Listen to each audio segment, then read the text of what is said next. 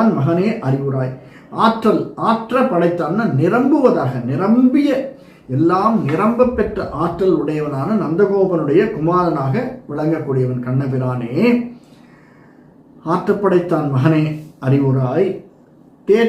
தோற்றமாய் நின்ற துயிலே சுடரே துயிலிழாய். தோற்றமாய் நின்ற சுடர். அந்த தோற்றம் எதற்கு தோற்றமாய் நின்றது? அவன் எதற்கு தோற்றமாய் நின்றான்? சுடர் எது அப்படின்னா வேதங்கள் அப்படின்னு அர்த்தம். நம்ம சொல்லச்சே நாராயண பரோ ஜோதிராத்மா நாராயண பரஹ வேதம் சொல்றது இல்லையா?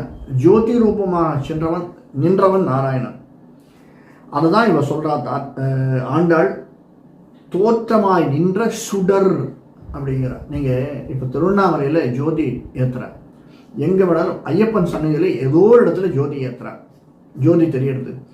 எங்கேயோ இருக்கக்கூடிய ஜோதி எங்கோ தெரிவதற்கு வழிவகுத்தவன் அப்படிப்பட்ட சுடராக நின்றவன்.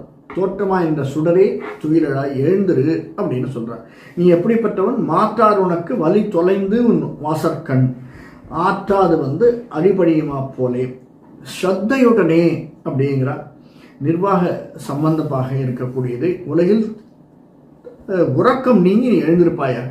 மாற்றார் உனக்கு பகைவர்களோடு எதிர்த்து ஒன்றை நின்று ஒற்றம் ஜெயிச்சிடவே முடியாது. மாற்றார் உனக்கு வழி